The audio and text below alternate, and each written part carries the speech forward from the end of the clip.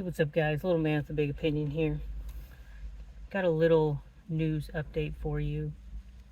Uh, Outside of the Israel embassy in Washington, D.C., there was a active duty airman that was doing what a lot of people consider a extreme protest.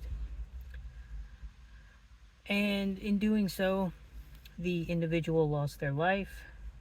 They showed up in their uniform, lit themselves on fire, was yelling "Free Palestine" until he did collapse. They rushed him to the hospital.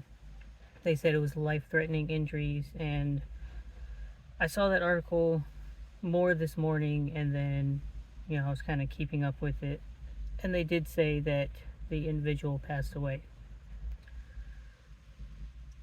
Being a history teacher, I explained to the kids a lot going through different points in history, and I discuss the soapbox, the ballot box, the cartridge box, and how for a vast majority of our history, those three things are how we tend to solve a lot of our issues. That idea being, we don't really use the soapbox much anymore, where you stand on something taller inside of your city center and, get your message out there and talking to people. You typically use social media these days.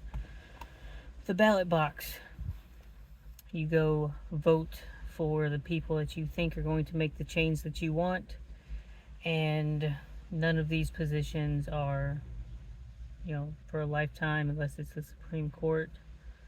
And so, if they continue to do what you wanted them to do when you voted for them the first time, then you continue to vote for them. If they are not meeting your standards, you vote for someone else.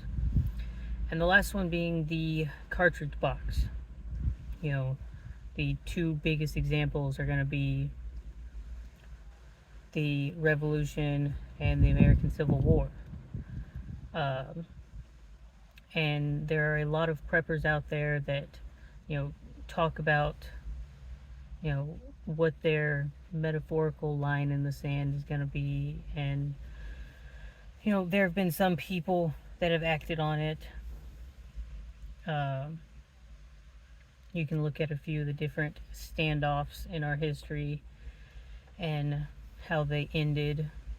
I really like to bring up what went on in Athens, Tennessee, how they had corrupt politicians, corrupt elected officials within their sheriff's department. They tried to do it in the two peaceful ways, and then they moved on to the cartridge box.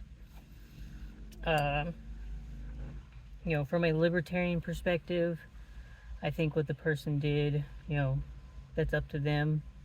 I definitely think there are more efficient ways to get your thoughts and ideas across. I kind of think the ballot box is working, considering in the House they don't want to pass any more spending without certain concessions. I don't want to get too political on it, but the last bill that they thought about signing turned out to not be a very great one in a fair amount of people's opinion, so it didn't work.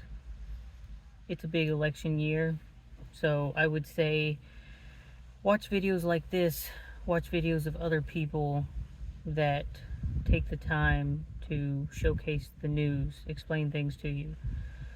Be an informed voter. Don't just vote based off an R or a D next to someone's name. I've spent a good 30 minutes, knowing what's going to be on the ballot for Texas. And it's not just picking president and who their vice president is going to be. It's also picking your county commissioners, voting for sheriffs, voting for certain bills. In some places, you're also getting city council votes out of the way, school board votes out of the way. So, it can be a fairly lengthy task to go through all of those different things, but that's what makes you informed. And paying attention to what's going on in the news helps you stay informed. So, spend the 15 minutes a day, go through the headlines and, be informed on certain things. Because you normally don't really get to make the argument about the cartridge box if you haven't done anything with the soapbox or the ballot box. But on top of that, you should also definitely be spending time getting physically fit, learning skills, having the equipment to be effective. And I think today's a very, very pretty day. Right now it says it's 79 outside. Had the windows open and a fan in it when I went to bed last night. So now is a perfect time to start that, fitness journey before it's just miserable in the state of Texas. But you should definitely also train when it's miserable in the state of Texas, because we have miserable conditions a lot of the year. Our fantastic spring weather, I typically measure it in weeks instead of months. And same thing with the fall.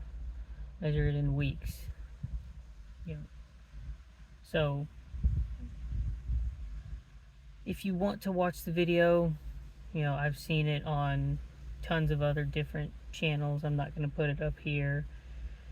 It's on YouTube. But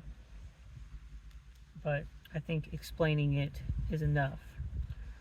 And what I'd also throw in there is, if you feel like protesting is something that you want to do, it's your right.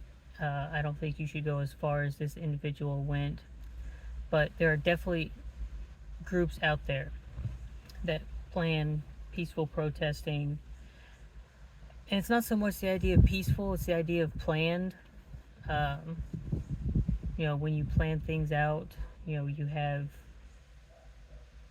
emergency, plans, you've got, all these different things hashed out. And I definitely think you can make your voice heard more than doing what this individual did. I think it speaks louder when there's a lot more people that show up to do something and have continued action versus, this one-time life-altering or life-ending event. Here recently, me and a group of my friends, every week, we're always sending, the email to our local politician. And typically it's the same email that goes to our senator as well. And, that 5-minute action, I think, over a long course of time has more of an impact than, a lot of other things.